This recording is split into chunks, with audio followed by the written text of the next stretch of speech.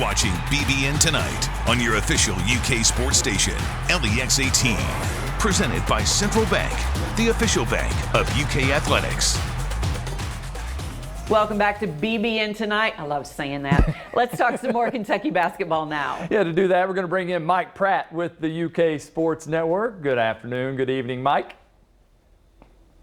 Same to you. And Nancy, good to see you again. It's been a while. It has been. You are like one of my heroes. And I was so nervous getting ready for this today. And you're awesome.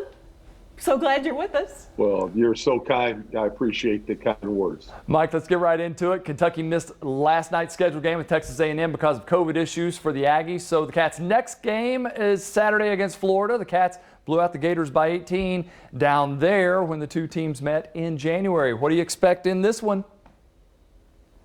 Florida's playing better, gang. They're playing better. They're an outside-in team. They don't have much at the low post. They're going to rely on transition baskets. They're not afraid to pull the trigger on a three-point shot anywhere on the floor or in transition. So Cats got their hands full, and you're going to have to really play some tough defense on this team.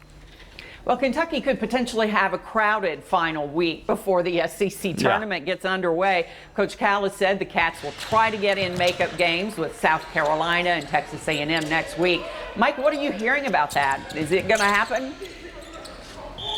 I think at least one of those games is going to happen, maybe two, depending on how the last week and a half shakes out. And it's probably good that Kentucky's going to play a game. I mean, you would love to win it, have won the conference and don't have any makeup games. But those games could fall the weekend before the tournament after having rest this week and then only one game last week. You want to save your legs at this point in the season. They're really important. Definitely, and we don't want to drop a game by any means. They're looking too good. All right, following Kentucky's big win over Tennessee, No. Kentucky could be an 8 seed in the SEC tournament if it started today, but they have a chance to improve their standings with wins over Florida or Ole Miss. Mike, what's the best path to a championship for these Cats? Well, the best path is continue winning. I mean, it's been a beautiful little run here for these guys. And I'd love to have seen it because, you know, they've gone through a lot of crap this year. And some of it's self-inflicted with their play. But, you know, they never gave up on Calipari and the staff. And Calipari and his staff never gave up on them.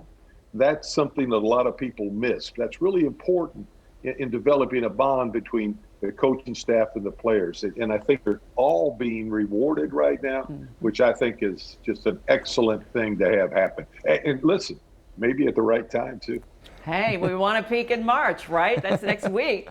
Well, West Virginia transfer Oscar Tshiebwe seems to be adding a lot to the team, even though it's only on the practice floor.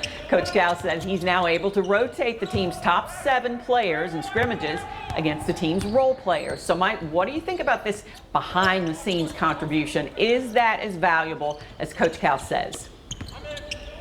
I've heard a lot of good things about Tshiebwe. Now, I saw him play as a freshman a year ago and even caught one of their games this year.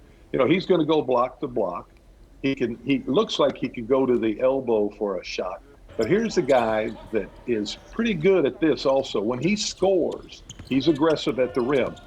Defense reacts and they come to double teaming. My understanding is he's shown a great skill set to move the ball out of the low post without turning it over. And sometimes for big guys, that's hard to get a hold of and execute.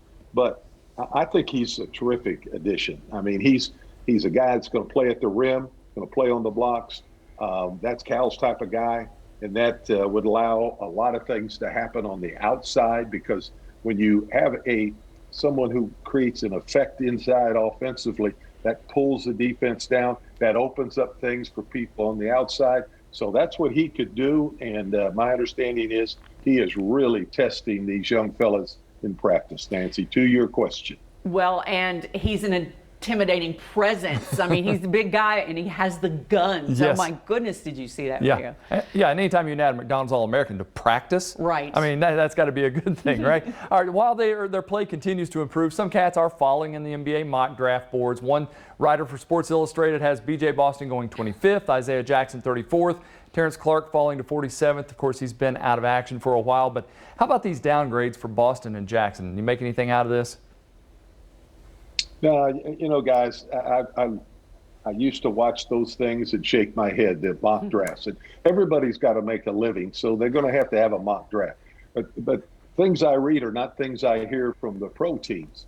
And, of course, it's too early to really tell because we don't know the order of the draft, okay? And the order of the draft dictates what the needs are from those respective teams. So, but I tell you what, I'll buy you all lunch.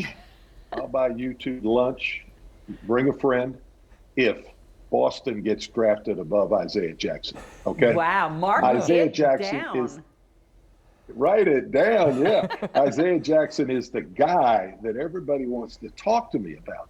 Okay? Everybody wants to talk about him.